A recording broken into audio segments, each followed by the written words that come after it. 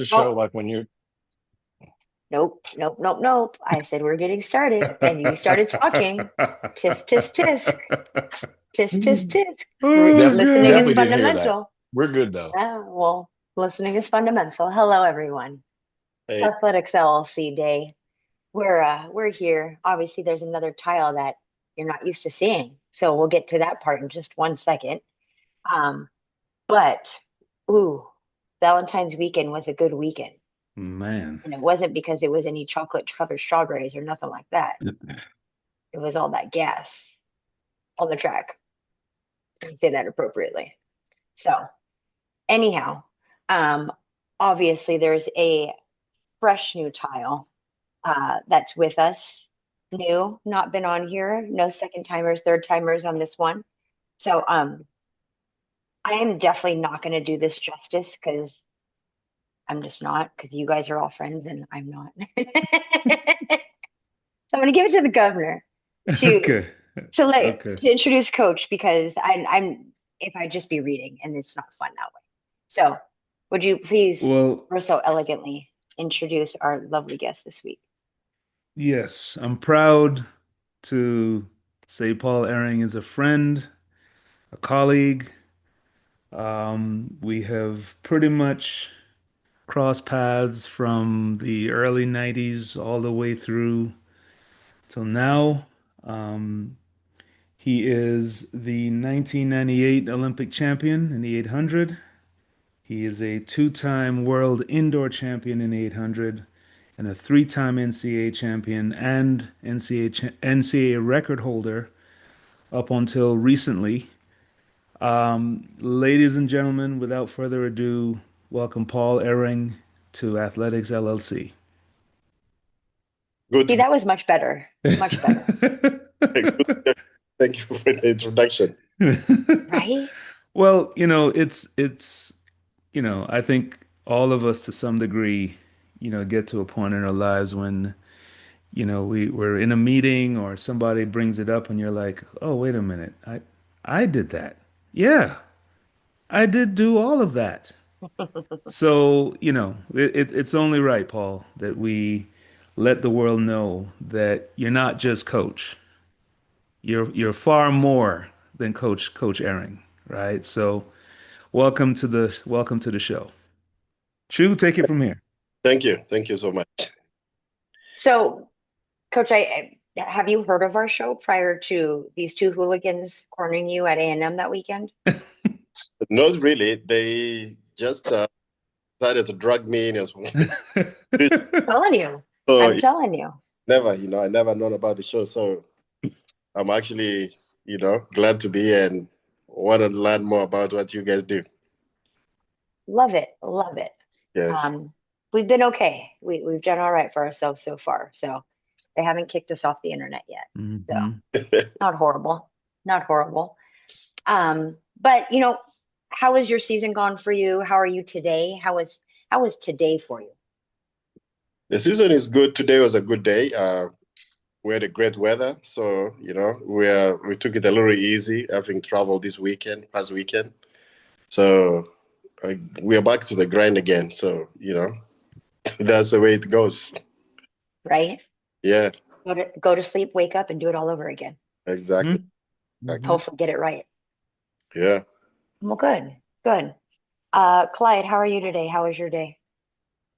It rained, which was odd. Oh, you guys are about to get a really big storm. Hmm. Yeah, so after 6 months of perfection and no interruption of training, even though we don't have indoor or outdoor facilities around here, all of a sudden we we had to make some changes. So that wasn't great. And if you follow Miss Madison's IG, you will see that Kai made some poor decisions in the office today. Oh, I haven't been on Instagram yet. Dang it. I got it. Um, Okay. Yeah, but other than that, it's been an interesting day. I'm sorry. I did not mean to choke on camera, but that's hilarious. Oh, did you see it? I'm not saying a word. Uh, I'm looking now. Yeah. Chuck, you've got 50s and 40s all the way through till Friday? Yeah, What? it feels like And Texas. rain? It's What are like you Texas or doing? something. I don't know. Oh my nah, we goodness. don't have any of that. We're I 80s don't know. today. Hey, We're Right. I sweaty. was talking to Mouse. He was complaining that it had been in the 50s. Yeah, You I don't know know. what's going on. It's weird. Governor, how are you today? How was your day? Pretty good. We did nothing. We woke up. Nothing. Yes, we traveled back from New Mexico yesterday, and so we took our obligatory day off today. We'll get back at it. It's conference Yep. preparation starts in earnest tomorrow. Day 10. Hmm. Wah, wah, wah. Dante's Inferno. Who's Inferno? Who's Infernoing? Oh, Dante. the world is definitely burning from time to time, but we just greet things with a smile and a positive attitude, and life will be awesome as we continue to go forward. How's that sound? Does that sound good? Hmm. Smile and wave, boys. Smile and wave. Absolutely. Love it. Absolutely. Love it. Well, I'm gonna channel my inner Paul Ereng. Oh. and smile and wave. It works. All right. So I do have a question for Paul. Kind of knowing how we're in a new landscape of the NCAA right now, there are a lot of programs who are reestablishing themselves and, whether they're laying a footprint or solidifying the footprint they already have. Um, it's been said, and I'm being told, that you put Virginia track and field on the map. When you were, Understatement. I don't see, like, I can't give it enough umph, not pizzazz. But when you arrived there, what did it look like? What were the things that you you thought were key factors in the transition, and what were some key factors that you made sure you not implemented but employed in your ethic to help transition that team and its blueprint? I think UVA team was kind of established by its own. I actually, when I came there, I think there was an Olympiad. There was a gold medalist from UVA back in, I think, 1800. Wow. And I looked at that and I said, wow, there was a guy here who walked on these grounds and did amazing things. Uh, I think my transition was pretty quick, and I didn't expect it that quick myself, anyways. But I guess it took a lot of hard work to get there quickly. And okay, I'm not letting that understated nonsense flow. All right, listen, you two and the rest of the world are about to be in for maybe the greatest story in the history of stories. Paul, please tell these wonderful people how you got to the University of Virginia, starting at your non-recruitment. Yes, let's start there. Let's start there. Yeah, when you're a foreign kid trying to come to the US, nobody knows who you are, and Hmm. you try to send your application to many places. You talk to people, and there is no ways of reference of knowing. Hmm. Right. So that's always like a challenge. I believe it's the same thing I'm going through right now. If I'm recruiting a kid from a foreign country, Hmm. and considering the landscape that we are trading right now, so I applied to a couple of schools that were not able to verify my ability at that time. So at one point I was like giving up. I didn't want to forget about it. I don't want to do it. I don't want to come. I don't want to go to the US as an athlete. Yeah. Maybe I'll do something else. But sometimes your destiny is kind of just is there, and people can't. Maybe if one failure does not really conclude everything. Hmm. Like so, yeah, I ended up, meeting a coach that was going to get somebody else that was actually focused on other athletes. and I slipped through that door. I love it. I ended up in Virginia through that, that athlete being recruited, and he never came. I came, and Oh no, Love this it. story is epic. No, Just it's epic. I mean, which was very, Dante's Inferno and I which were was very, standing up there. We're in the middle of a track meet at A&M, and he's telling the story, and we're just like looking at each other like, this is gold. This is absolute gold. Because you have to Clyde, hear this story. This because story is he's basically sat in. His friend said, "Hey, come with me because I'm going to meet this coach. yeah, Come sit with me." And he basically just sat there just quietly while the coach is giving his spiel. yeah, and the other guy was the real deal, So I yes, the real deal. The real deal. was the real deal, and it was my friend. So at the end of it, the coach looked at me when we were about to leave, and it's like, "Are you also an athlete?" I, I, yeah, I am one. One of the most amazing quotes ever. Yeah. Have you, Are you also an athlete? have you, Why, yes, I am. yeah, in high school? I say, yeah, the last year. And what would you say if I gave you a scholarship? Would your mom allow you to go? I think so. So, Wow. things That just got, actually happened. and so through the process, we ended up, taking having to register for the SAT and take it, and Clyde, then it, and his eventually, friend didn't.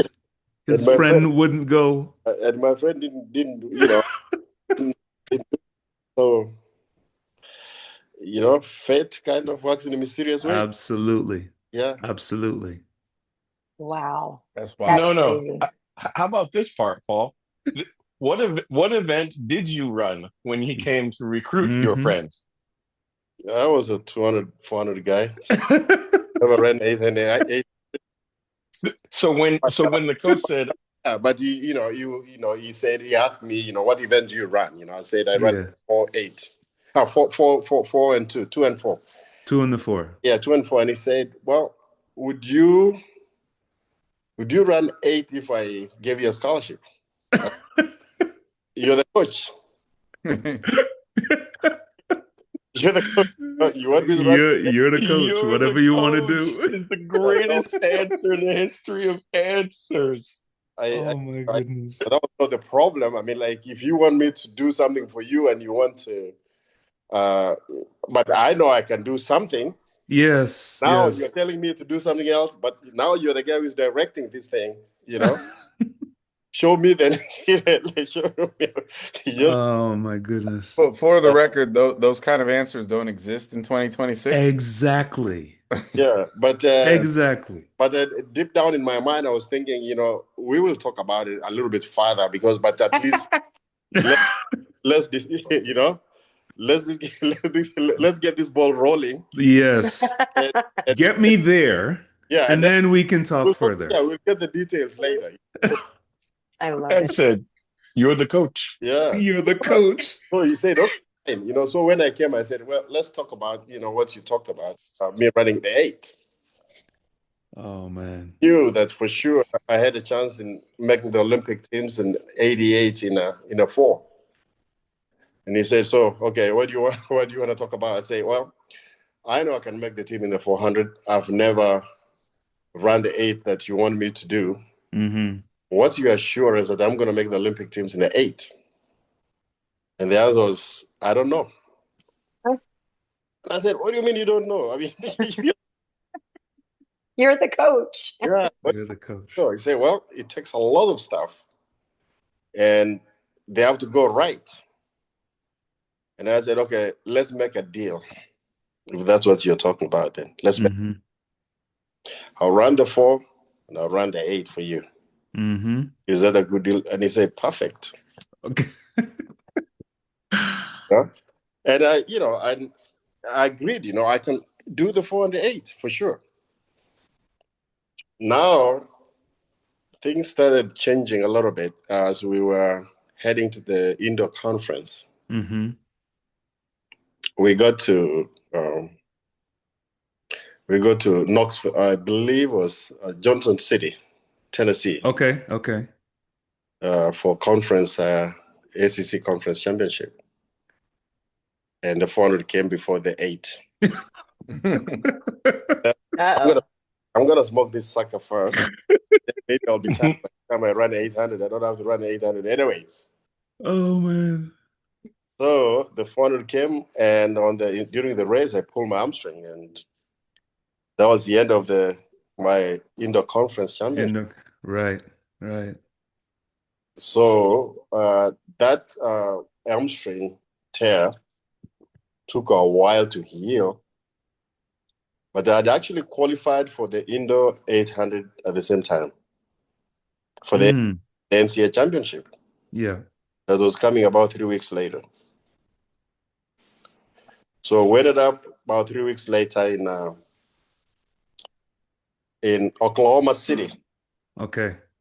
There was a little bitty wooden track. Yeah. track over there. I think it was about 155 meters I love round. it. My freshman year, it was I 10 laps competed to the on mile, 100%. It was about 11 something, yeah, something like that. And I ran the first round and did well. I think I won the heat, but then I couldn't sleep that night because I had not trained for about 3 weeks because of that. I was so sore, and I turned my body. Every part of my body was.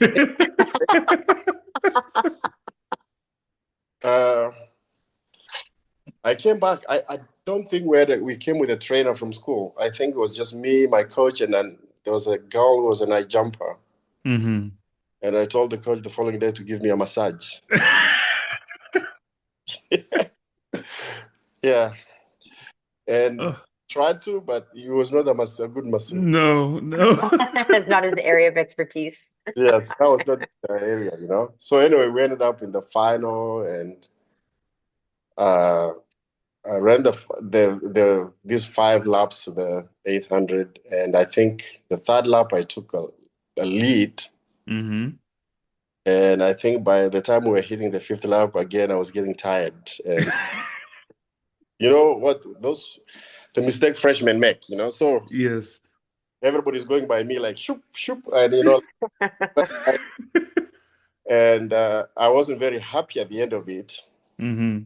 But the guys, you know, the other 5 guys came back and like they're hugging me, and I say, oh yeah, they're hugging me because they just whipped me. So yeah, I like this. I'm not gonna allow this to happen again. And that was actually, I think, the last race I lost in college. Yeah. There you go. Yeah. So you got it out early. You got the yeah. Yes. Yeah. Yeah. Yeah. Well, how did that experience lead into your incredible NCAA career, culminating with the record? I want to hear about, what happened on the day that you broke the record and what the process was going from that freshman year to setting one of the longest standing NCAA records that was just recently broken. So tell us about that. Yeah. So now going back, His story is even better. So going back, yeah, before that, but going back to college after the Oklahoma tobacco, I couldn't run the 400 just the way I wanted it because of that hamstring. So I was always cautious. So I decided, I think the 800 became easier because I didn't have to sprint that hard. So I worked on that, won the outdoors national championship in June in Oregon, and then traveled back home to Kenya, did the trials, Olympic trials, got third. And then I also made, again, freshman mistakes in the trials, but got third anyways, and I got included in the team eventually. And ended up in Olympics, and then I actually learned a lot during the Kenyan trials, and I, decided to make those corrections and everything like that. And then in Olympics, I felt much easier running in Olympics than when, at the trial, or I'd gained some experience by the time I go to South Korea in running the 8, and I was confident. I actually decided I want to do some things my way, so those were like, I think that saved me because I never took my mind out of that and get distracted by what other people are doing, Right. I wanted to run the race my way, so that was in the Olympics. But I was, I was also aware there were guys that were capable, and I never raced them, and I didn't know what they were capable of. I knew what they're capable of doing, but I'd never raced them. I'd never seen what they could do. Yes. So it was kind of, I want to see them do it today, and on top of that, I had my own, what do I call it? My ammunition. Mm-hmm. I kind of gauged, and I said, if they did this, I would do this. If they did this, I would do this, and I would challenge them this way, and I see what they'll do. And at one point in the race, I think, I believe it was like 300 meters to go. I started becoming a little impatient, but I was telling myself, please calm down, don't blow it up, So, and I kept going. So at the end of it, there was a part a little bit towards the end of the race that I felt, when I was boxed in, I felt like I made a mistake for getting into the box, and but yeah, I managed to get out, but I was strong enough to accelerate and to move farther, push and win the race. Mm-hmm. But at the end of it, it was a big experience for me because that was the first year I ran the 800, the first year I trained for the 800, and I was tired. I'd never raced in my life that much. Mm-hmm. And I ran, I believe, something like 7 races in 7 days in Olympics because Wow. we had 4 800 meters back to back, and then after that we had the 4x4 relay, which I took part in as well. And that was 3 rounds. And there was really 3 rounds, and Oh my goodness. 2 of them were in one day in the morning, and we were not hydrating like the way. So you just run the race and go and sit somewhere and wait, shake your legs and get ready, When that was over, I did not want to step on spike. And it was, I believe, beginning of October. I never put on a shoe, like a running shoe, until like December 26th that year. Oh my goodness. Well, you were already in shape. There's really nothing you had to do. Yeah.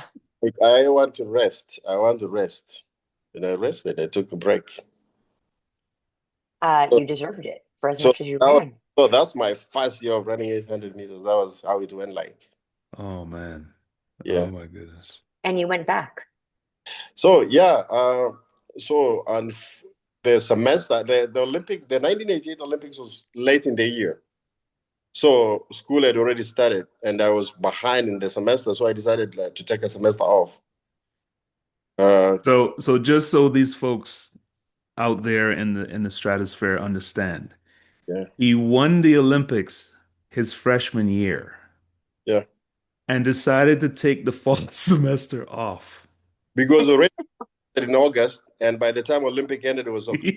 Right. So you got back to campus in December. I went back home and then just came back in campus in December to start get ready for spring semester of the next year. Yeah. Okay. I need people to understand this part. This will definitely be a clip. Paul won the Olympics in the 800 365 or so days after he started running the 800. Right. Yes. I need people to. That's the important part. Yeah. He ran 45.5, and the man showed up and he said, "You're the coach." And a year later, they're on the podium. Fantastic at the stuff. games. Unbelievable. I believe that's what they call faith. Listen, let me tell you something. If you're blessed to spend time at all around Coach Ereng and all you Yes. do is ask him coach questions, you are Yeah. crazy. Yeah. Absolutely. So to that point, that kind of leads to one of my two questions. One of them, candidly, is quite petty, but that's neither here nor There you go. That's why he's the king of petty. This There's is no, what he does. there's there. This never one isn't though. there's never a petty question. There you go. I We're gonna like try it. our I best. like it. I We're like gonna it. try our best. Yeah.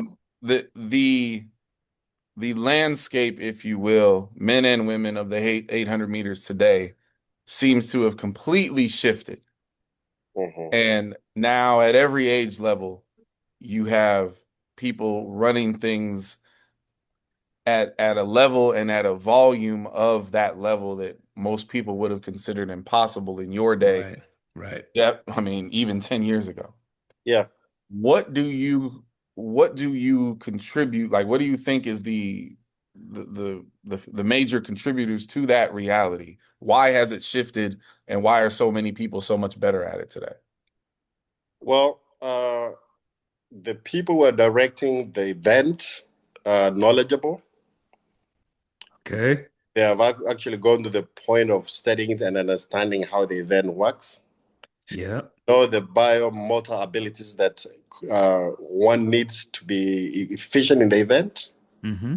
So all those things, and now science. I mean, we are becoming more scientific. We're reading. We have better equipment. We hydrate better. It's good nutrition, good shoes, and the person doing it, I mean, knows kind of limit. So we are working, and then when you get the right talent, I think I was the first guy that I believe eventually the 800 is going to go under 140, and Mm. Mm. and there was an athlete that I wanted to do that, but he didn't want to. Maybe he was not very hungry about it. He could have done it. Yeah. So yeah, I think the event is actually evolving, and he's going to get better. I have no doubt about it. And Wow. How much of a role would you say Super Shoes has played in this renaissance, if you will? yeah, there are so many scientific things that have been done. The shoes are there, even the tracks, the Mm-hmm. surface itself. So comparing when we're running on that wooden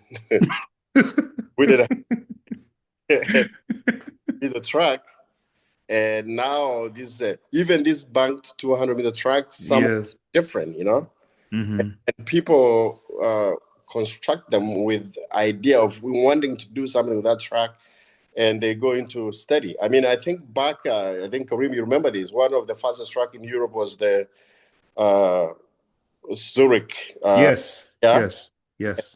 And I remember one day, like, I was asking, why is that track fast? And they said, well, when they're constructing it, they throw like a little, they drop the bearing ball, Mm-hmm. and Mm-hmm. the amount of bouncing. So they really, like, nowadays it is studying of the equipment to make it faster. Now, Right. this, I don't know whether you know this. Check every Olympics, the track where the Olympics is hosted is comes with amazing performances. Absolutely. And then, so people, I mean, there is a lot of it into science that is going on also into into events. But I think talent has always been there. Mm-hmm. Yeah, talent has always been there. But now we are trying to improve, the way things are done compared to what we used to do before. He's so nice and Clyde, kind and elegant. yes, Clyde, ask yes. the petty question because I know Let's what you're let's going to Okay. let's ask. let's hear Okay. it. Let's hear it, Clyde. So Paul has one of the greatest international athlete stories to the NCAA. And obviously he's now coaching at the highest levels of the NCAA. There have been recent conversations directed at things like age limits and these very passionate discussions around what feels like centered around shooting at the foreign athletes. I wonder, someone with your experience and your storied history, where you feel like, how do you feel about the age limit discussion and where that conversation has been going the past couple of years, especially this year?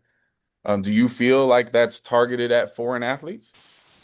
I don't know. It's just politics of, you know, when you are, if you take your age mates and when you are young and I don't know, go to an open field with a soccer ball and you want to play around and you set the goalposts and all that, and another group starts beating others, and and the other starts complaining, and the wind blowing, blah blah blah.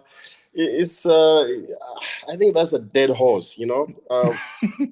The right now kids are running fast.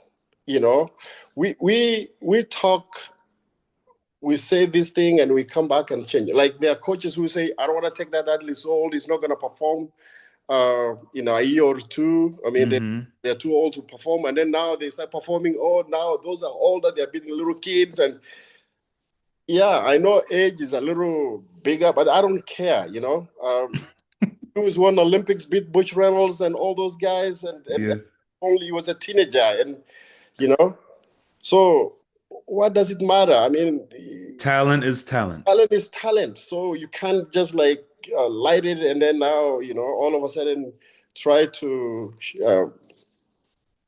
hide it, Yeah, or to pull it back. It doesn't matter, at the end of the day, where do we meet? Where at the end of the day, where are you going to meet? You're going to meet in that world arena.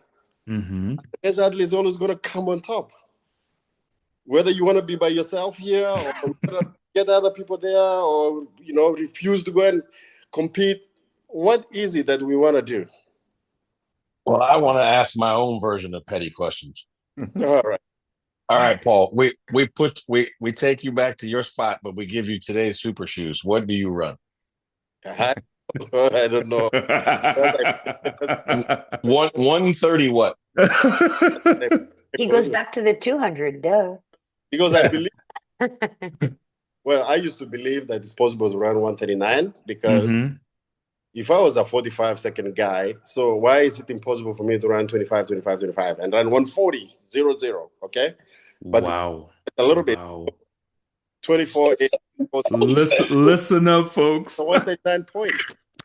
I didn't have I didn't have the fear of not, attempting to do such a things. I kind of also got out of my career pretty early because of the Achilles problem that, I was reading the other day, for maybe a year, people have been talking about Ingrid Bretson. What happened to him? What happened to him? The guy's been suffering from Achilles tendon, issue. And then now he's gone to a point where he has done surgery. Maybe he will get better because of the new science, and stuff like that. I don't know. But a debilitating kind of injury. So once you get it, you get it. But I felt those days it was possible for me even then, to go under 140 and 800. So that's my belief. I messed it. Now, the other thing was this. The interesting one was the first time I actually ran 144.8 indoors. An idea occurred to me that actually we can actually run the world record indoors better than outdoors, faster indoors than outdoors. Wow. Because you have the 200 splits. Yeah, not even that. The condition indoors is always standard, okay? Oh, okay. There is no wind. Temperature. Wow. It never rains because every time I went to Europe, you want to run a race. Wind blowing.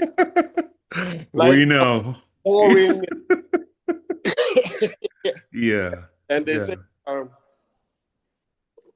these guys run 142. Maybe the weather was super, was really warm and nice, and there was the wind has stopped, and something like that. Now in the sprints, we have the wind wind times, this was wind aided, this was not, something like that. But the other event, regardless, a guy who's running 800, you face the headwind, you just start mark timing. You can't go anywhere, Right. So indoor is much easier and then the other thing is this, let me just put it this way. The way back also, people really were not keen. Indoors was like sort of a preparation for the outdoor. Right. For the outdoor. But if I was thinking, like, if I really like I'd prepared to run indoor, get in shape, and run indoor as run like the way I was running outdoor, I think I could run faster indoor than outdoors. I'm out.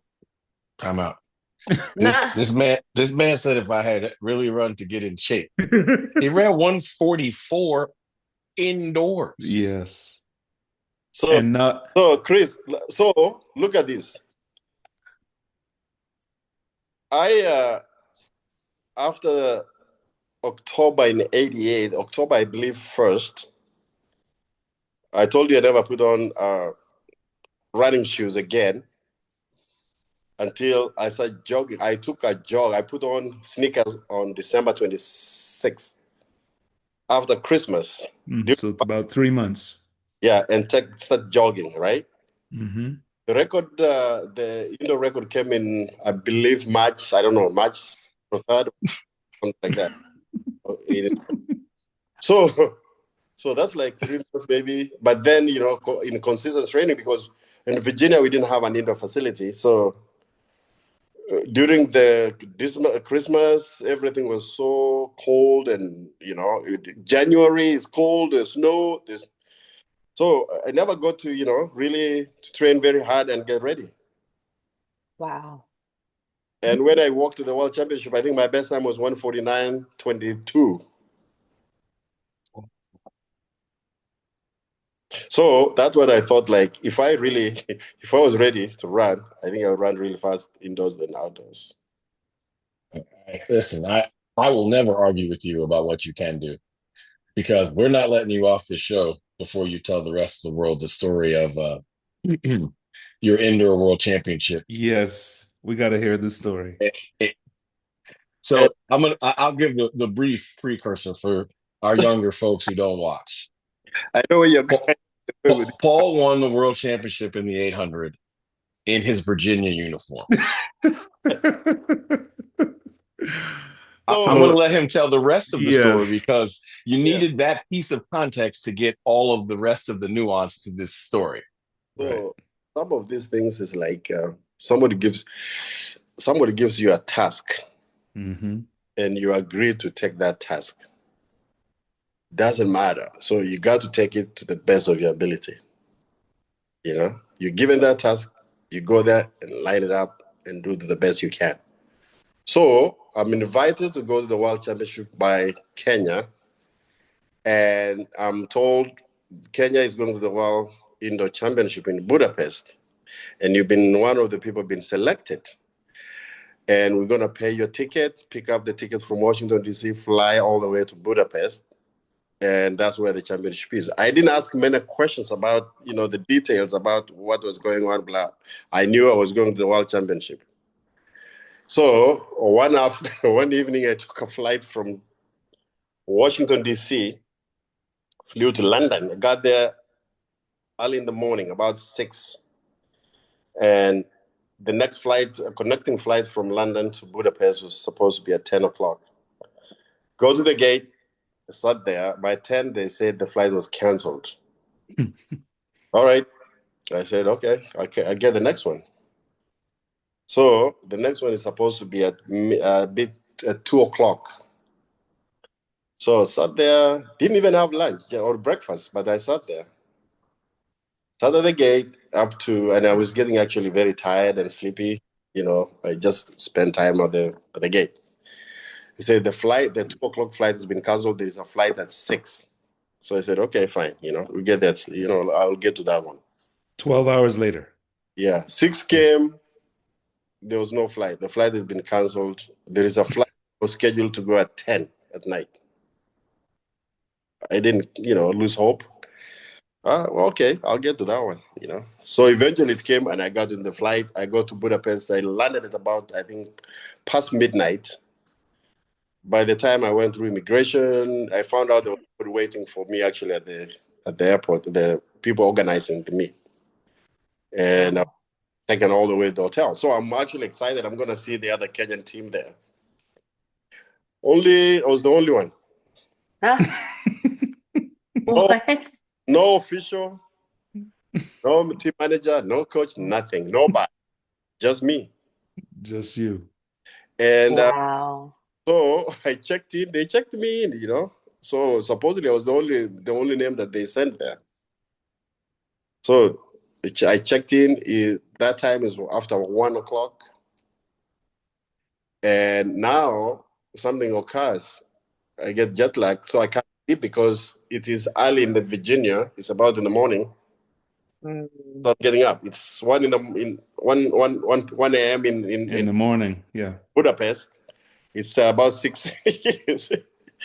So I decided to. It's usually actually no. It's afternoon. It's the same time like when we are always like training and all that. So I decided I need to do something because I'm really really tired, and I've been sitting there and there is nowhere to eat because it's already late. Everything's closed.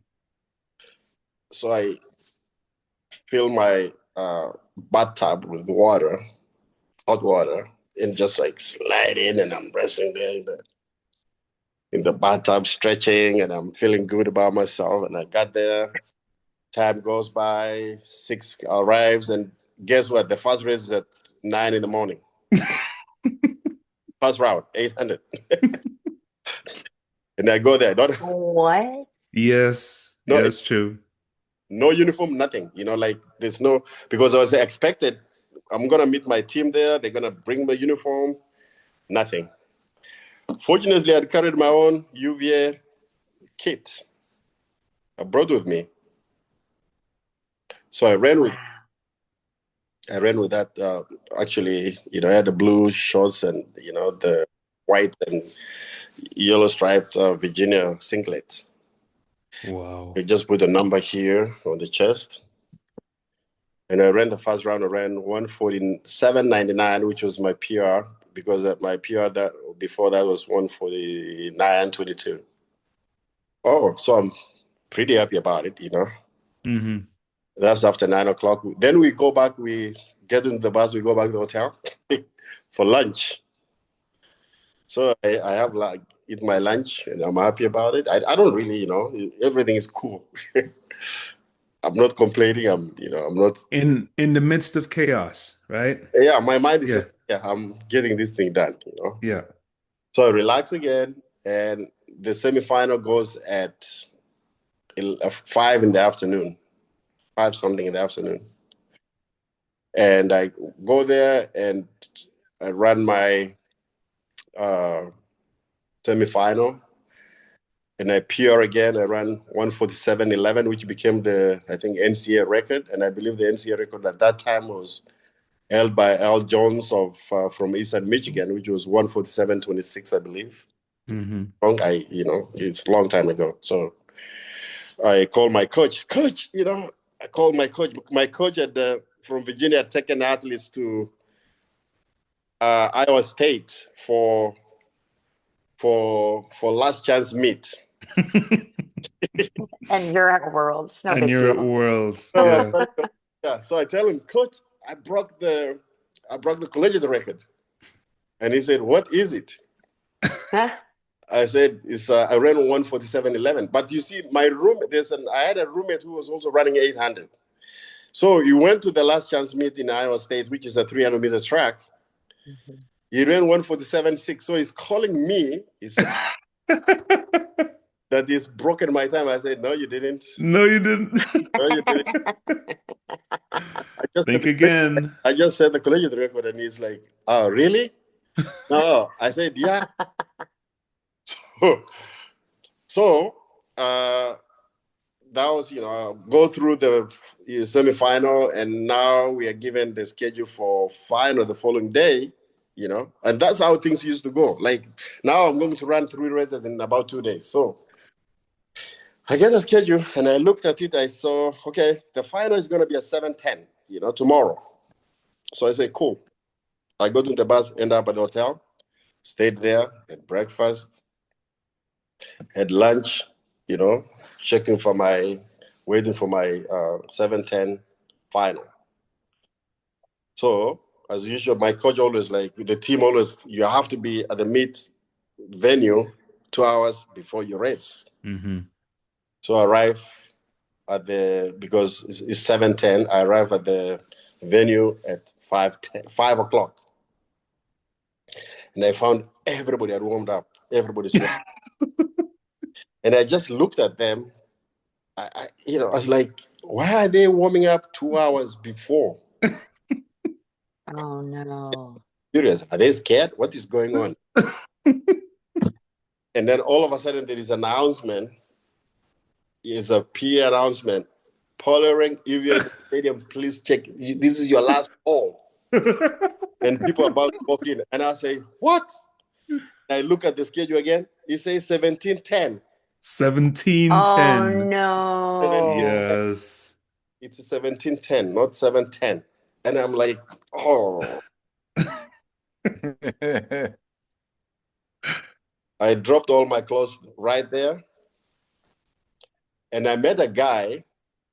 There was a guy called Pete Squares. I think it was a Adidas representative. Kenya used to run with Adidas clothes. Now, actually, when I was running there, I was using Virginia uniform, which was the top was Adidas, but the bottom I was using was not even Virginia. It was just some shorts. And Peter says, I have a pair of red shorts that Adidas, like Kenya uniform. You can use it. And he gave it to me, and I used it. And there is a joke which said Pete Square's shorts went around the track faster than Peter had ever.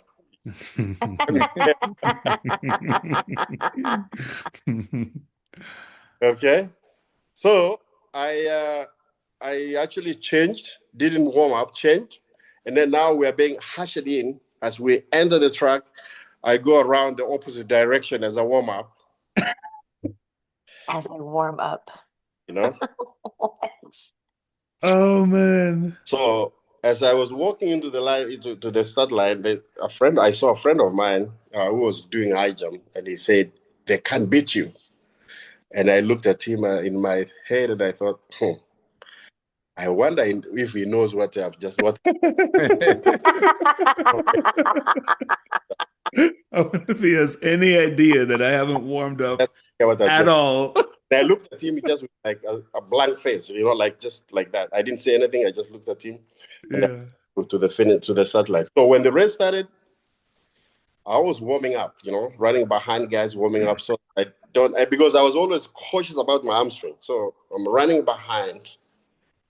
And then the race goes so fast. And a guy called Ray Brown from, the US, who was actually an ex-Virginia. Oh. But he was a Virginia guy that had been there. The one who used to hold UVA 800-meter record was running for the US. Mm-hmm. So him and there was Luis Barbosa of Brazil who took off, but Gray took off, like really set the pace going. And I wasn't, ready to challenge them because I wasn't, I had not warmed up. So I let them go, follow them behind. But I allowed one guy, I said, at least there's no way I can get last. No way. So I kept one guy behind me. Every time he tried to pass, I would not allow him to do that.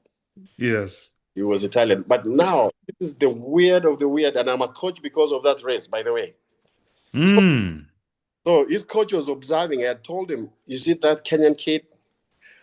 Don't let him go anywhere. Just stay with him. He's going to do amazing things. And I didn't know that. But he said, you stay with him. A guy called Tonino Vialli from Italy. That guy got a bronze medal eventually. Wow. So Vialli followed me and he went. And then at about 600, just before the 600, I decided, okay, I'm going to make this move. And I hope these hamstrings can hold. And I did it. But then as the race was going so fast, I was just thinking, somebody's going to break the world record today. They're going so fast. They're going so fast. They're breaking the world record today. They're good. And following them, Oh my gosh. At the end of it, I win that race. I didn't think about the winning part. I looked at the clock and I said, it is a world record. It's a world record. And then it's me, it's me. So that's my first reaction on that race. And if you can get the video of that race and the finishing and the reaction a few seconds later, you'll see all that what I'm talking about. So from 149 to 144.8 in 20. Crazy.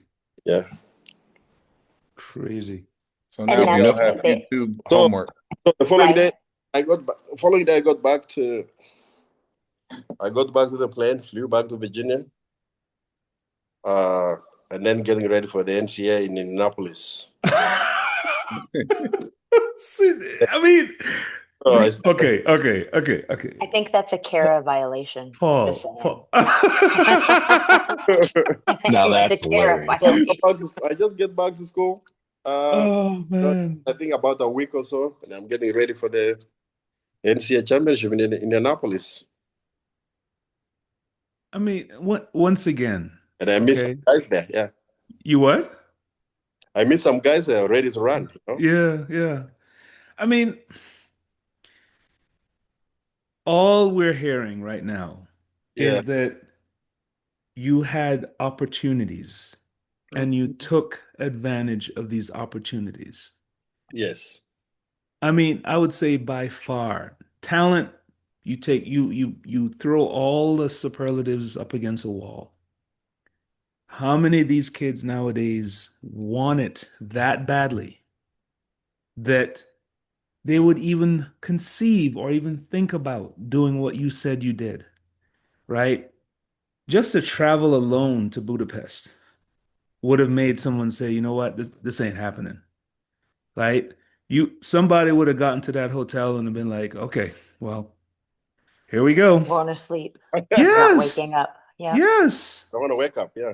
You said You know. got to the hotel. They would have got to the airport if there was nobody to pick them up, and they would have been, yeah, I'm gonna go ahead and I'm gonna head go on back. right back home, you know. Yeah.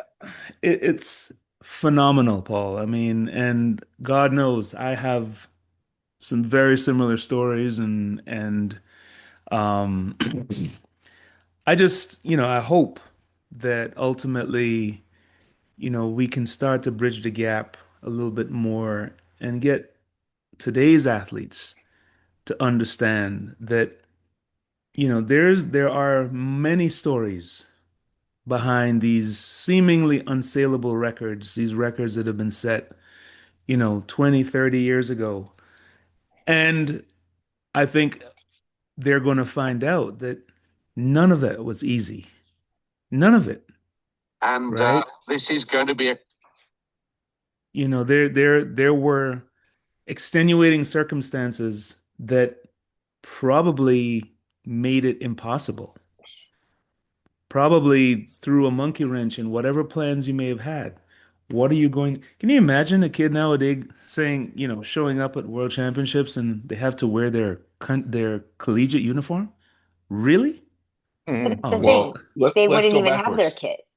He was at the gate for 12 hours before he flew. Yes. We're not getting on the plane. No. Today's group is not, we're taking an Uber back to the house. Like it's not happening. So, and it's not a shot. Listen, I'm not shooting at the younger generation. I'm just saying like resilience was required to be on this planet. Then it is not necessarily required anymore, right? Like you should have it, to be honest, if you want to flourish, but you don't necessarily have to be resilient because there's a lot of things that there's an app for that, Yeah. In most cases. Well, I and I just know think that I'm so pleased that we have Paul on the show because if you or I tried to tell somebody the story that he told us, they would never believe us. They would think we embellished. And I didn't mean to cut you off, Big League. Please. no, it's okay. What I was going to say was, what that whole story is what athletes nowadays call he's just a dog, right? You've just got a dog in you. And you had the opportunity to go on a track and you made the most of it. But not only did you make the most of it, like you just did it. You didn't think. You just put your left foot, right foot, and went faster and faster and faster. Because so many athletes now or then could have said, well, I didn't warm up. I might hurt myself. Well, what if you don't? Great things happen, and for whatever reason, this is coming back to what's in my brain and in my season of thinking right now is so much of our society, not just our athletes, but our society are scared of success. What if I win? What if I do better? What if whatever is supposed to be moving forward? Because at the very least, you're going to stay the same. You're not going to get worse. You're just going to stay the same. So why are you so scared to succeed? So that's super an awesome story. First off, let's just get that out there. I mean, and I assume just from your story alone, you definitely flew through Charles de Gaulle. Like, there's no way you didn't. That it only happens there. Before we let you go, Paul, you said something that I wanted to put a pin in and go back to. You said that race is why you became a coach. Please share. Please do share that. Yeah. So the gentleman who was the Italian guy who was telling the Viali. Yes. To follow you. Follow me. Viali ended up actually coming back and getting the bronze medal. Barbosa, Luis Barbosa of Brazil got the silver, who was actually the defending champion. He was a defending champion because he had won the world championship in 1987 in Indianapolis. So now, eventually, at the end of it, when I was having this problem with my Achilles, and I was kind of, because I thought I was too young to retire, and I didn't accept this issue of injury. I kind of just didn't want to do anything with track and field. But the World Athletics, IAAF, by that it was called then, wanted to set these high performance centers. I think worldwide. There was, I think, one in Colorado for the U.S. There was one for Caribbean in Jamaica. One in Jakarta for Asia. And then there was sprints.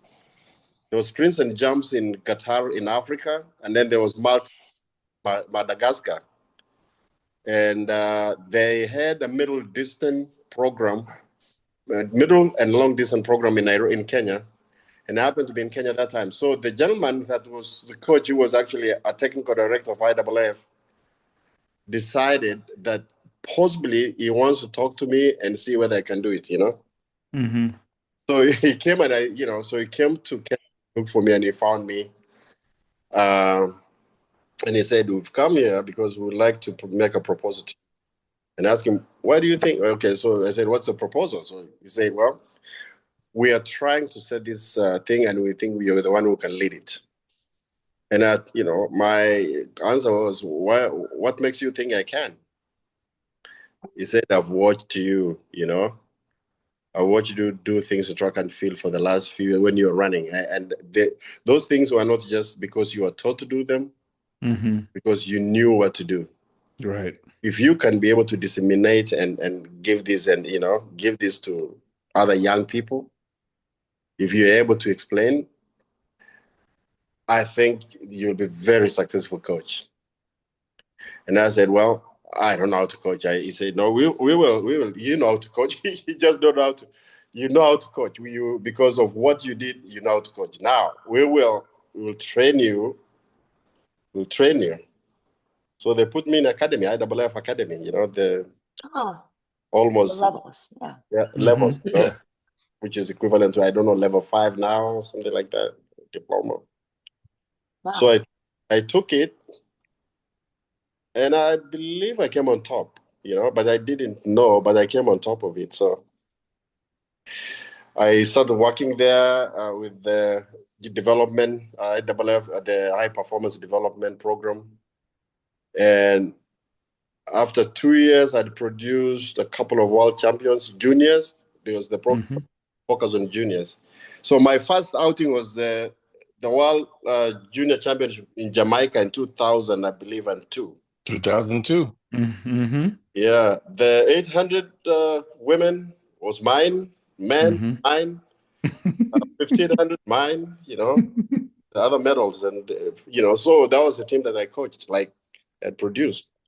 Okay. But after that, I kind of wondered a couple of things. I had my personal questions, so those questions made me end up in NCA, because I also thought NCA program, being an NCA coach was much better because I was a product of the NCA. So I thought, I would do something for the kids who come to college than just coaching professional people, young professional athletes. So that's how I ended up being a coach. That's the story of coaching side. No, that's a great There you story. go. It is. Well, thank you, Paul, for enlightening us. Again, uh, Chris and I knew we had to get this done when we sat with you and talked to you. There was no way it was not happening. Yeah, and so we're very happy that it came to fruition. But we know you got to get ready for the craziest meet in the NCAA, and the SECs are coming up in less than 2 weeks.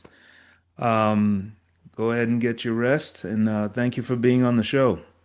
Thank you, Kareem and Chris, for bringing me to the show. It's a great show. So Thank you very much. yeah, We love having you as a guest. appreciate Thanks, that. sir. All right, take I have care. a good night. Have a good night. Thank you. Bye. Bye.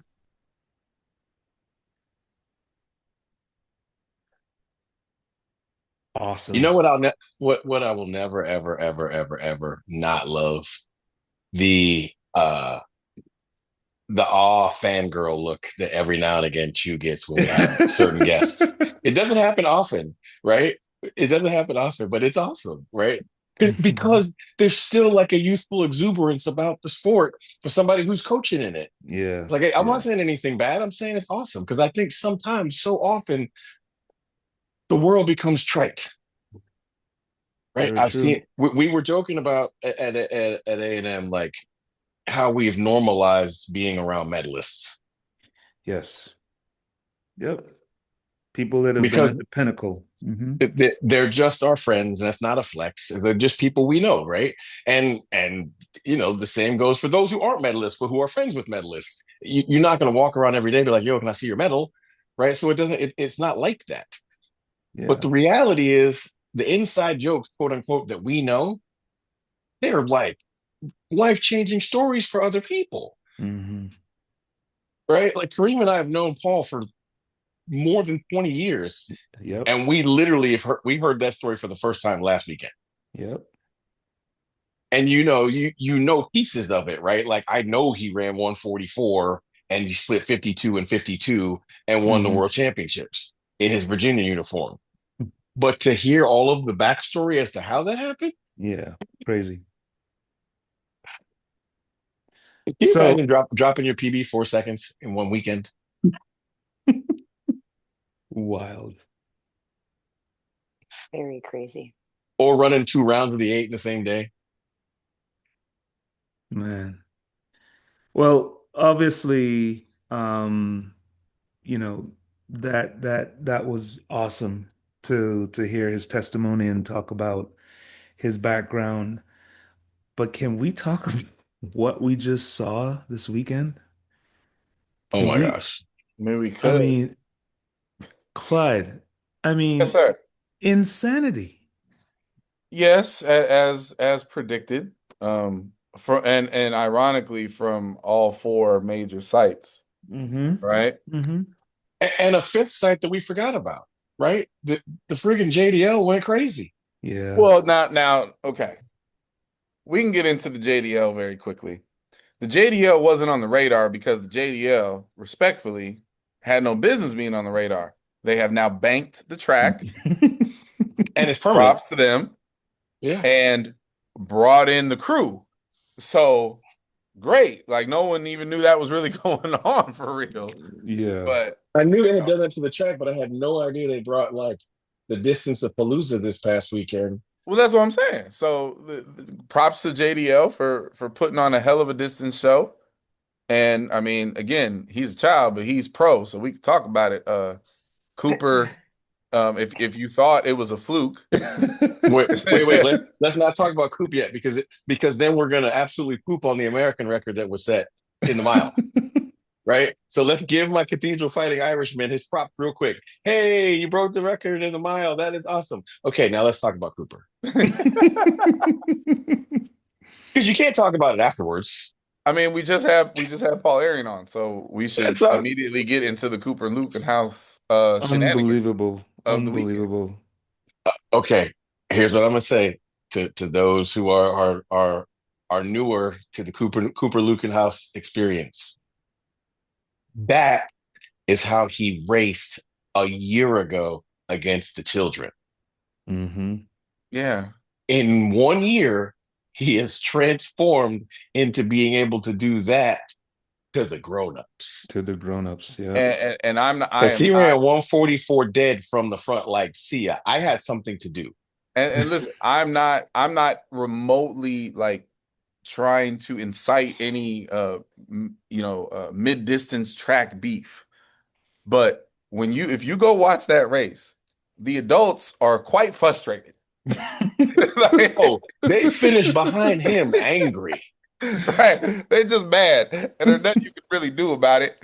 So just get used to it, because short of the kid getting hurt, it's gonna be like this. Listen, I'm gonna say it today, and this isn't meant to be any pressure or any like wild bolt, right? Listen, he is still a child.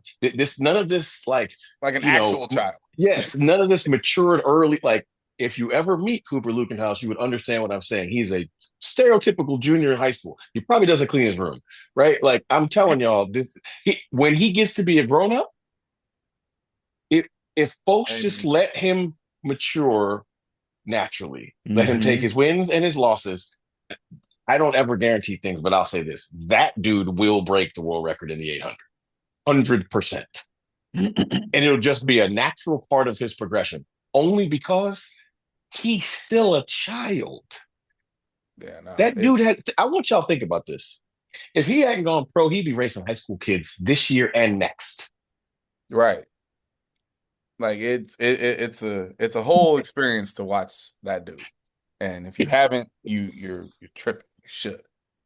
144 flat as a junior in high school in the first race out. Yeah.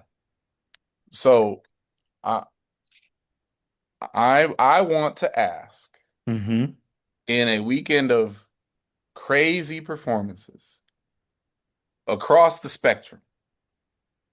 Oh, and at some point, some of us on here were poo-pooing our it's safe discussion.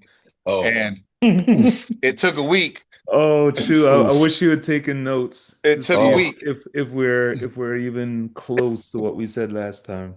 But we'll get into that in a second. We actually were close on a couple of them. I was gonna say we did okay. There's a couple that was really bad. But I'm just saying, like, what you have to pick one. What was the performance of Valentine's weekend? Oh boy. 3 minutes. They took the words right out of my mouth. Oh, because I'm going Gamecocks. 3 minutes 4x4 by the South Carolina Gamecocks. I'm going Gamecocks. And I want to say this because a lot of people don't deep dive. So I'm going to say this. The most impressive part about that craziness is this. Nobody split 44 seconds. They let off in 45, followed by 3:45, basically deads. Hey, math is funny like that. 3 flat, folks. So here's my problem with the 3 flat. Where's the video? Yeah, no. Where's the video? Because I pay decent money for whatever ESPN is calling the unlimited thing. And when I saw 3 flat by the Gamecocks, where I graduated from, shout out to Tim Hall and the crew, I ran to the TV to see it. And all they got on there from Saturday is the 200s and some coaches introductions. So I'm very upset. And then I was like, okay, maybe I'm tripping. Maybe I'll go on the phone and I can find it. I can't find the video of the 4x4s from the Tiger Paw anywhere. So if you have them, send them to me, please. Right. Well, so my vote is 3 flat. Anybody else? No, I'm 3 flat. 3 flat for me. Like, So I don't. When USC did it, and let's be clear, the Michael Norman, Rai Benjamin USC Yes. team. Yes. Yeah. When they did it at Texas A&M at the NCAAs, they didn't get credit for it being a world record because technically at the time, Rai Benjamin's citizenship hadn't slid over to America. Correct. And then, so it was a world's best. And then in that same, like a month later, a couple weeks later, Poland, of all places, ran not as fast, but very, very almost equal at the World Championships, beating Team USA. Mm-hmm. So is the time from the Gamecocks this weekend, is that officially the world's best? Or did they just miss it? I think they just missed it. They're number 2. Okay. Yeah, But this is mid-February with Yes. SECs to come and Yes. NCAAs to come. So Yes. listen, and they're gonna race the Gators, who ran 302. Yep. Correct. They'll be in the same heat. Correct. And my thing is, you know, there's no, to your point, Inferno, there's no 43 guy there. No. Right? Nope. If you know the names of all 4 of them dudes, I'm impressed because that's my school and I didn't know all 4 of the names. So beautiful race. Can't wait to see it. And like just the shocker of the weekend. There's no way you would have told me. I mean, if you would have asked who's going to win that race, most people were probably taking Georgia. Yeah. Why wouldn't you? They blew it out. So I can't wait to see it. And if the Gamecocks are going to be 259 indoors, let's go. Like, I'm so here for that. That's crazy. So, real quick, because I can't help it. My brain won't allow me to not do this. So right now, 658 to make it in the 60. That's Let's be clear. 658 is out. Yeah, Some of them are in. It's last in and first out. Right. Yeah. Yes. Yeah. So right. You can run it. Yeah. But someone's gonna be out. Right. 2067. 4568. Yeah. Okay, so let's just say this for the record. Both of those 2 times are going to get absolutely obliterated this weekend. Yes. Not next weekend. You know what I'm saying? Yeah. The conference weekend. Those 2 marks, like if you're 16th, you need to put your chin strap on and get ready to go to work because you have lots of work to do. Because if you're looking at who you're going to have to go after, you need to go back up almost to 8. Mm-hmm. And as predicted, the most disrespectful game is officially the men's sprint hurdles, where 760 is out. 760 is out, and that's just 759 is what it takes to make it right now. I mean, people were scoring. We did call Mr. Stark being hold my beer, by the way. We did call that.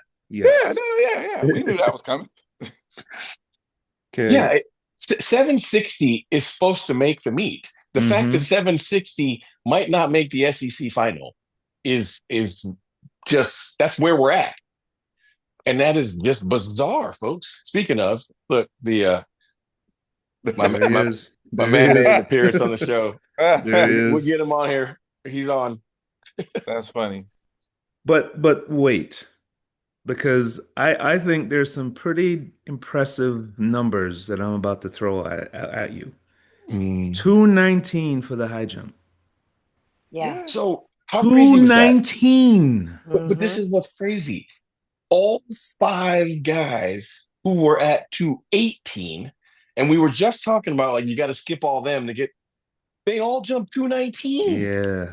Well, see. Yeah. I'm not as crazy as people who like to say I am. It's ridiculous. 556 in the pole vault. 556. 784 long jump. 16. I don't know which part of the 556 is crazier. That it's 556 or that there's 5 dudes from Tennessee that have done it. The 5 at one school is That's wild. ridiculous. All of that is crazy, right? Yep. So to the high jump point, Mm-hmm. 1, 2, 3, 4, 5, 6, 7, 8. 8 of the top 16 current happened this weekend. Mm-hmm. Mm-hmm. So they just Yeah. shifted the list. And there's so much of that from Valentine's weekend. Mm-hmm. Valentine's weekend. So we were all, number 8 safe in certain events. And I'm like, nah, Not 8 anymore. new people, 8 new marks. Yeah, it's crazy. So what do you think of 5723 to make it in the HEP? No shot. So it's funny. We got off the show last week. I Uh-huh. went to sleep. I woke up and I was like, we didn't even talk about the HEP. I mean, Because before that, it was 56 high. I think it was maybe 57.0 or something, maybe something like yeah. that. Yeah. But for the simple fact, 57.23. Good Lord. It might. I don't think so. It might get to 5,800. Yeah, I can see that. The HEP is interesting because there's not usually like 7 or 8 like new people because most people have done one. But what you have though is people that either messed up the one they did or they were a little banged up so didn't do it, so now they're doing it at the conference meet. So you're gonna get 4. You're gonna get, I'm gonna say 4 or 5 folks over 57.23. So I don't know what it's gonna end up as, but And there was some sightings in Tyson. So there's been some debate. Did we get the world record in the 400 or did we not? There's no debate.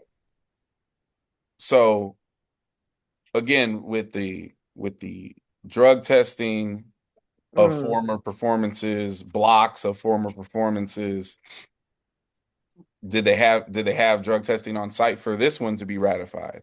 Like the performance is out of this world, and props, props to him. That's a great video to watch. It's like Track and Field News will list it as number 2. Behind who? What'd you say? Behind who? It's tied for number 2 with Michael, and it's behind Chris. What's his name? It's Christopher something.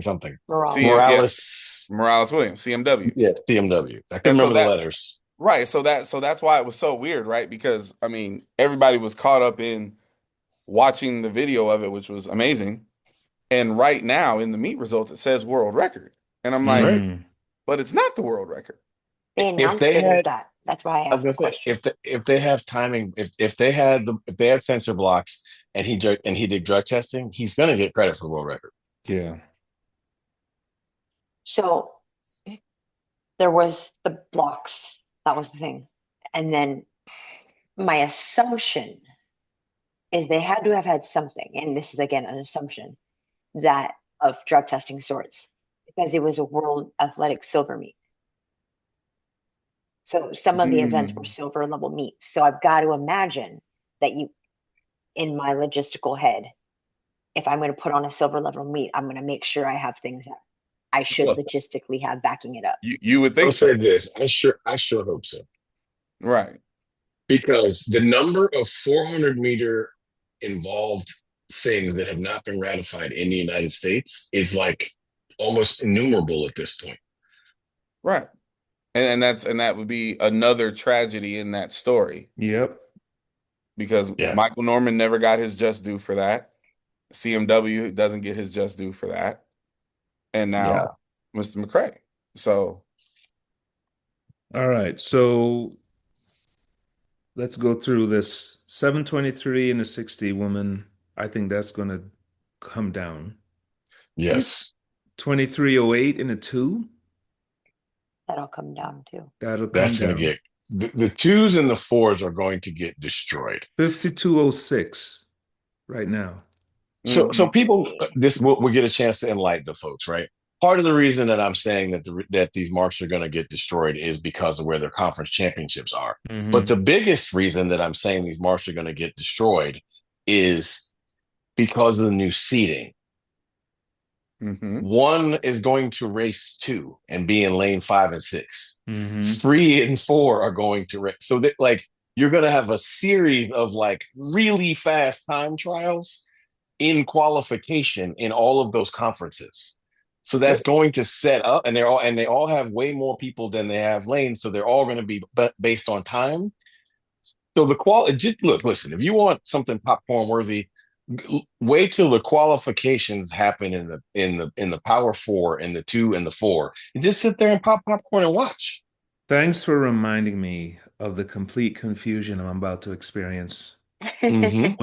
when the two top dogs have to go head to head in the semi. Mm-hmm.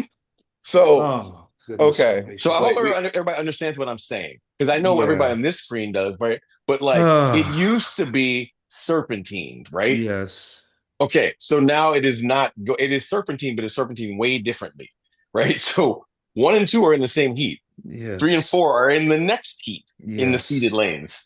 5 and 6 are in the next heat, right? So people need to understand this is not going to be the days of somebody ran 2040 and then at the Hmm. conference meet gets lane 3. That's no longer a thing. Right, right. and for that reason, it's great. So, but I'm not sure it's right, if that makes sense. Oh, it'll produce incredible times. I agree with you. I'm not necessarily sure it's right. So, when this thing first came in, there was a lot of confusion, even though it's actually very simple. To the point, if you have 20 entries in the 200, the top 10 entries are going to all be guaranteed lanes 5 and 6. Right. And the bottom are going to be guaranteed lanes 3 and 4 in said prelim, as it should be.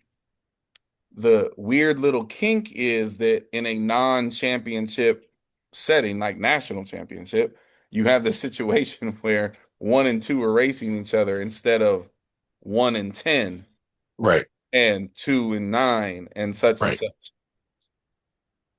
Look, if the whole point was put the fast people in the good lanes to produce the marks, then yeah, 1 versus 2 head to head twice makes a lot of sense to me.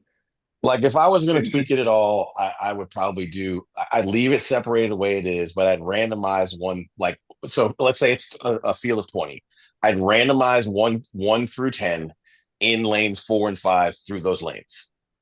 6, 5, 6. You know what I'm saying? 5 Yeah, and 6. yeah. So that at least there was some level of randomization, and it would have to be happenstance that one would race 2 multiple times. But at the end of the day, this is far better than all the nonsense we used to have. Yeah. Yes. So I'm not complaining. So going down But the list, the you 2s and the got, 4s are cooked. yes, 202 and the 8. So just say cooked or not. Cooked. 811. I don't know. So here's the weird part. 810, I don't know why I looked this up. 810 got in last year. Hmm. And I sort of know the women's hurdles, but I don't like know them like that. I don't know how many people that are outside of 811 that are going to run under 811. I would say it's cooked just because we're at 811 No. already.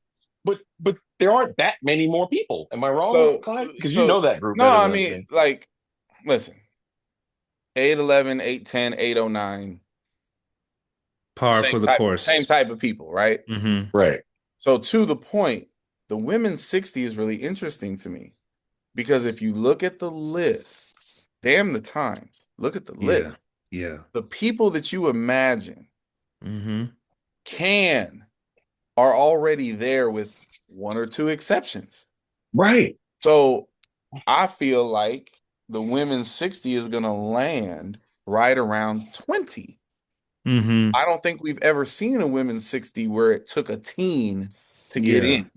Right. That would be insane. Right. It's the men's is like the most disrespectful year ever, but the women isn't there yet. The, So, the thing you is, know, like, you keep moving that metric further up, right? At what point is recruiting like from a number standpoint? What are you saying? Right. Like, you know what I'm saying? It's yeah. Anyway. Like yeah, if your team is set up with the idea that you're going to take, and again, not in a sprint space or a jump space, Mm-hmm. whatever. Mm-hmm. If your team is spending money on the idea that there's 16 spots and we gonna have 4 of them, hey, if you could pull it off, Hey, great. kudos to you. But Then if they you better don't, all run in the 40s. That's right. right. But if you don't, then it can get dicey real fast. So 184 in the high jump, cooked or not? Not. I don't think so. Yeah. Yeah, I think I we're think okay there. okay. 443 pole vault. Not. Okay. 645 long jump. Not. Okay. 1328 triple. Yes. Oh, Cooked. 1693 shot. wait, let's go back. 645 in the long jump? Yeah. Women's I long. know that's cooked because there's a coach on this screen that is not having that. Hell no. That is cooked. That's right. I Absolutely. looked at that. I literally looked at that last night. I'm like, nah, he ain't having that. Absolutely. Absolutely. All right, sorry, continue. 1693 shot. I'm not sure of the field this year. I feel about the shot put the same way I do, like Clive was talking about the women's 60. Mm-hmm. I don't know who else is coming Yeah. because they're all there. Yep. Yeah, I'm out of my depth on that. 2167 hammer. Again, I'm out of my depth. Don't ask me, dude. The weight seems like it always goes crazy at the I mean, conference sorry, meets, wait. Yeah. Yeah. but it seems like it always goes crazy at the conference meet. I'm guessing just because of peaking. So like Mhm. you just never know. Like there's somebody who could have thrown 20 meters 80 who will throw 2180 at the conference meet. Yeah. And lastly, 4052. No, damn the lastly. That ain't the lastly. What's the relay list look like? Well, See, I I don't even want to want hear I don't even want to go what Big there. League has to say about the pent because I'm going to be honest. I don't know the collegiate pent at all. The people. I don't think there are many names missing if there's names missing that I can recall. Like your suspects are there, and the ones that aren't, you're kind of like, I don't know if they're going to come. So last year it took 4183 to make it. Yeah, I don't know. Ooh, I don't see that.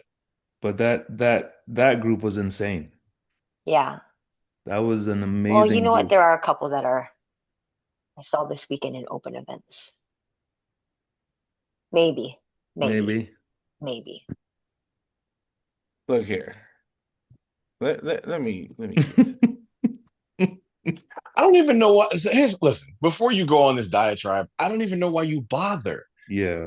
Look, the 4x4 outside of the top 4 teams and the DMR altogether. Don't even look at that list Yeah, until the final list. Yeah. Well, right? not even The the finalists DMR after this next weekend. the Alex DMR Wilson is weekend. going to be Alex Wilson weekend. Period. And then Oh, the 4x4s, yeah. other than the first 4 teams, you got no idea who's going to be there after that because there's I all don't. It's kinds of not about who's shenanigans. going. It's not about who's going to be there. It's about right now. 305.1 is the cutoff. Yeah. You know who's absolutely just I feel bad for in that grouping. Princeton. South, yes, Princeton, but here's why: Princeton and South Florida have nobody to race. Yep. That's correct, and that's Yep. why this weekend was a big deal. Like Right? they went They don't have anybody help to push them to run 304. right, but they showed up and raced people. Well, that's my point. Princeton ran 303.5. Yeah, And they're 10th. Yep. yeah, They're yeah. 10th. And I think Miami. I mean, Florida State. Miami's Like, who 11th. Miami's 11th at 304.1, and Florida State would be the last people in right now at 305.1. So Miami and Florida Insane. State got a dual meet at the ACC. Right. They're going to run away and hide from everybody else. But bro, I'm pretty sure I watched Jeremy Warner and the crew win the national championship with 303.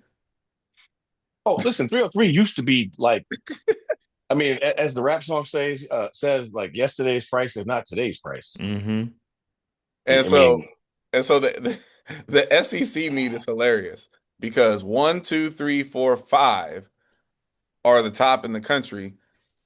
One of them is getting squeezed out of that race, period, at the SEC, which is Texas A&M. So they're going to run the B section solo. And will they have enough to slide themselves into the real race? I know. Which is crazy. And knowing A&M, they'd probably do it. this is what I mean. So the question is, who in the SEC is not in the 12?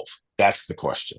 Because at least one, probably two, maybe three teams are going to get drugged to something ridiculous chasing the rest of this. Kentucky's not in there. Oklahoma don't run like that. Texas ain't in there. Because they didn't run it at Arkansas, right? No, they didn't. Texas and Kentucky are the labels I would say. I'm surprised. What has Tennessee run? Tennessee is number 4, 302.46. Oh, just checking.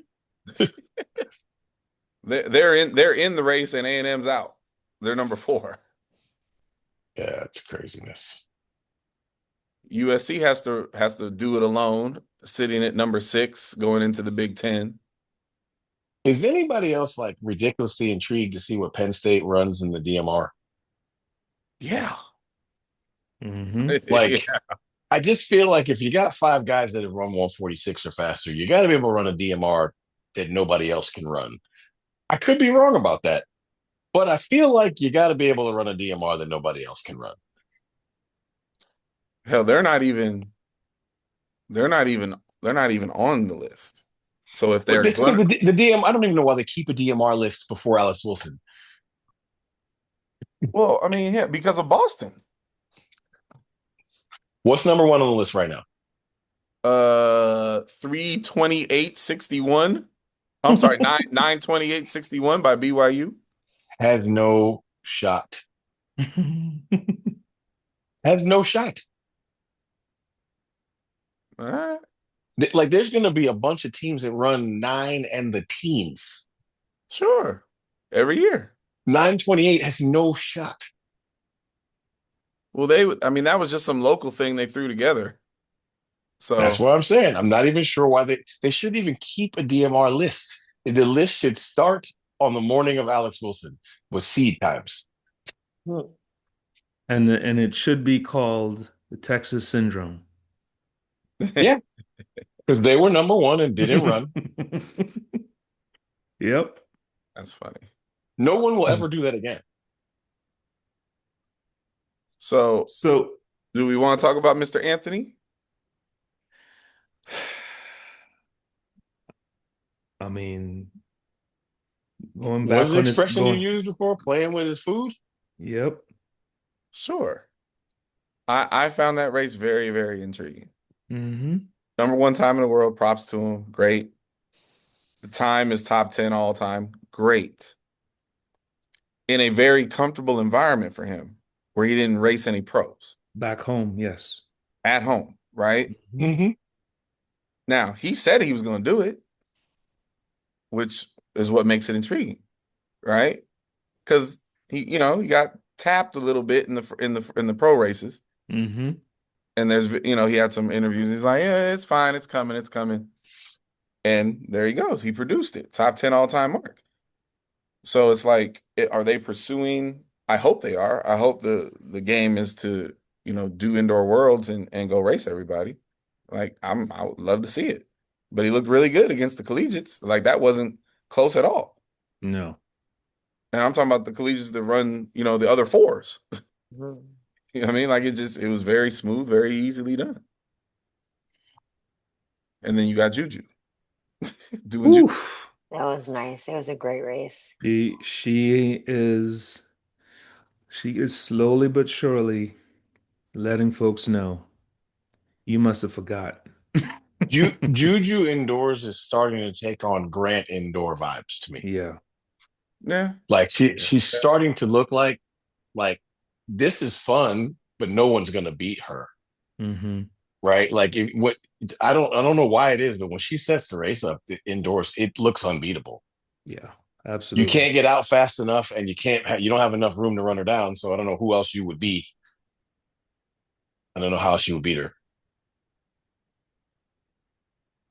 So, um, I don't know how much longer we're gonna go, but I have to slip this in, and it's becoming more and more apparent that, and maybe this is something you've thought about before, but um, it is clockwork now, where somebody taps me on my shoulder and tells me that they watch our show religiously and they just had to come and say hello.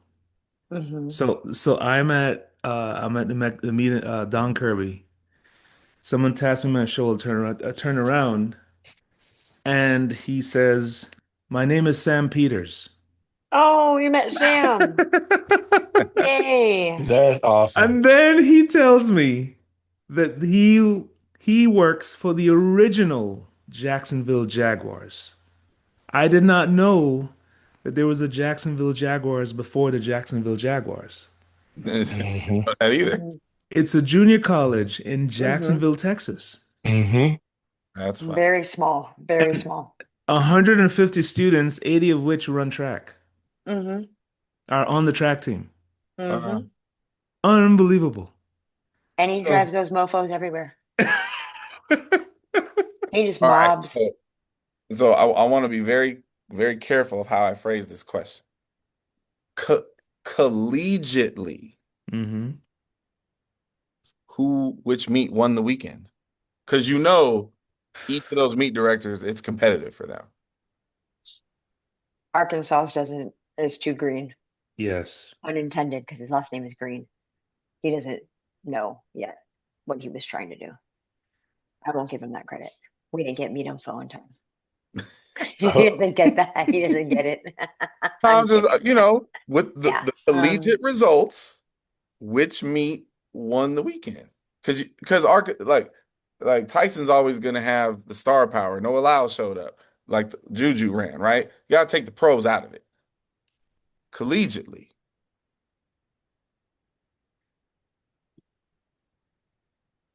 I gotta say Clemson. I was gonna say probably Clemson. Yeah. I think it's really close, but by the numbers, I think Tiger Paw got it, but it's really close. Like All when right. you Take scroll a through all this, I those are want to share two things that I think are hilarious about this weekend. One, Ahmad Robinson ran 2033, and we haven't mentioned his name. hmm That's hilarious about that's where we are, I right? didn't I mean I'll spend some time on that. But I didn't we I don't didn't have know to. he I'm had just saying it that kind was of just funny to me. I didn't know he had that kind of motor in him. I listen. well, have you ever watched his last 100? No. I He got mean, motor. Ahmad Robinson might be the best relay runner of the past 10 years. He's Daryl yeah. Williamson 2.0. You should have seen how he finished this relay this weekend. It was hilarious. He's Um, he's Daryl Williamson 2.0. um, he literally waited for his teammate. It was Does that unreal. does that stuff. Yeah. But so I had to go look at the rankings. Milrose is number one, New Balance is number two, Tyson is number three. Now see, those rankings include Yeah, professional performances. Yeah. yeah. But that is very nerdy of you, and I like that. Tiger Paw is number 10. Hmm. So But if it there just if there was a way to figure out how to extrapolate the pro performances This out, this is true. Yeah. yeah. yeah. But very, very, very good, sir. Very, I like. The The second thing I wanted to share, to the governor's point, I'm not gonna embarrass the person who gave this comment, but our comments from this past weekend were awesome, and I'm not gonna read it all, but I'm gonna read this part. On a side note, I was on a plane from Albuquerque and saw the governor, aka the affable statistician. Fortunately, I refrained myself from yelling across the plane and saved us both from embarrassment. So Okay. you know who you are. I read your Should have done comment it. because you're amazing, You but you should have should have done it. done it.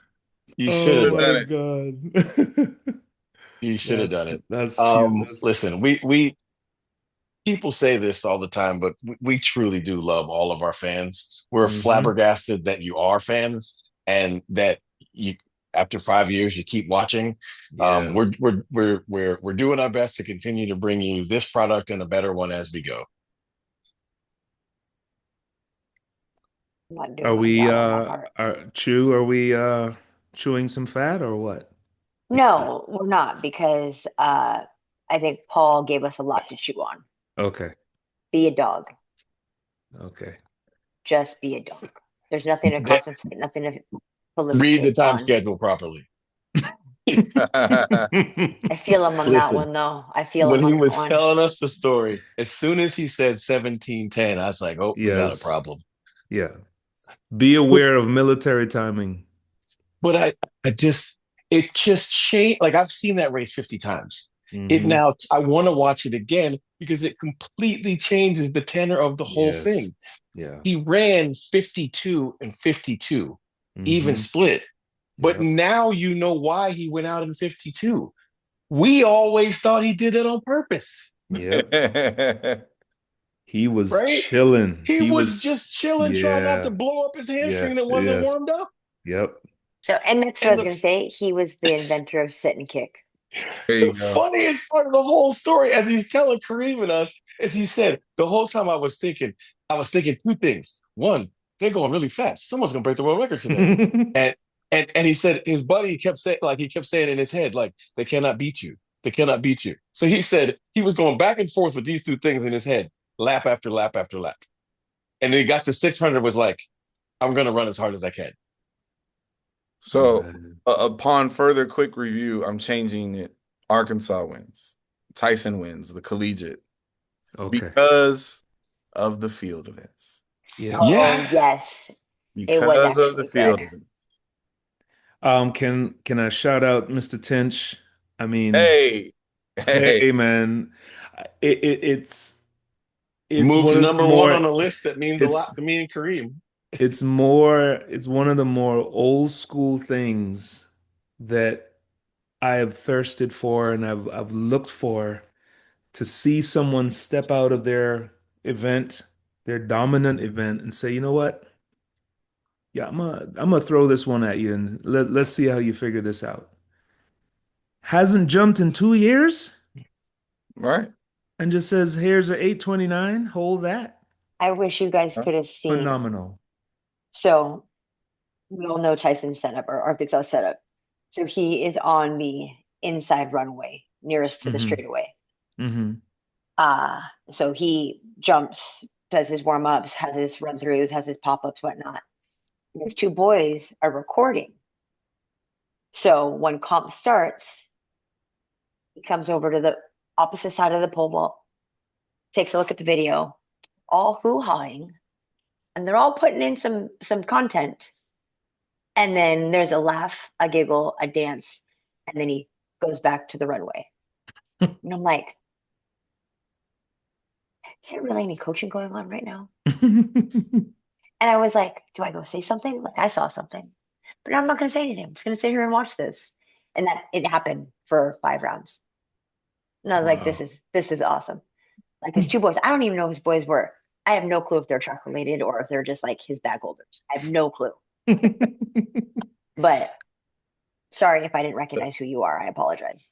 Listen, for him, it's awesome. For the event, it's awesome. For the American long jumpers, he's Yes. y'all. Yes. No. Do something about it. For the American long jump contingent, it's awesome because now we have a real long jumper again. Hmm. Listen, Cool. But I don't dislike any of them. But at the end of the day, if eight and I know that the governor is he's going to applaud this. If 829 means anything to you, if it doesn't do anything more than inspire you, then you should stop long jumping. Because at the end of the day, listen, I love Cordell Tinch, and he's now number 1 on the combo long jump hurdles list. Yep. 829 ain't far. Well, this is my point. It's far enough to get so now I'm like, yeah, start practicing the long jump. Because now I see 860, right? But 829 it's a shot across the bow. Yeah, absolutely. Correct. It's not a death knell, but all those long jumpers out there who have needed inspiration, call Cordell Tinch and say thank you. Mm-hmm. No, but that's my point. You can't just let the hurdler come over there and just be the guy. Like, really? Y'all just gonna let that rock? Like that's where we're at. My man is off year taking jobs. I remember Aston Eaton ran 48.5 in the 400 hurdles in his off year. And I was like, boy, you better stop that. Mess around, take somebody's job. So, hey. So, Valentine's weekend was a weekend. Yes, indeed. So, some of our conference meets have already started. I've seen that on the internet already. That's crazy. But yeah, I should stop that. That's disrespectful. So crazy. I don't want the distance people think that I don't be paying attention. 420 was run this weekend. Oh, yeah. Just hold that. Yeah, that did happen. She's run 420 something ridiculous, 15 something in the 5K and the sub 2 minutes in the 8. But she's not from this planet. So, but all right, y'all. Happy prepping, happy tapering, happy everything that's coming along with this end of this indoor season, which is already here. Good luck with your first peak. I'm sorry. I need to say this because we are here to educate. It is illegal for athletes to be activating the meta glasses in competition, according to the NCAA. Absolutely. So if you didn't know that, you should probably learn that before the championships start, because you're going to get yourself disqualified. You can wear them. You can wear them if they are your prescriptions. Can't use them. It's illegal. Just saying. Confirmed via email. Yeah. So the cool videos and everything, we get it, but not legal. Don't get tossed out of your event trying to be Instagram famous. No, I'm gonna do it. So with that being said, good job. Way to show restraint. With that being said, y'all, happy conference season. We'll have another show before our conferences happen. But other than that, happy Chinese New Year to you. Prosperity and wealth for everyone. So have a great week. Enjoy yourselves. Get some rest before you can't anymore. Bye now.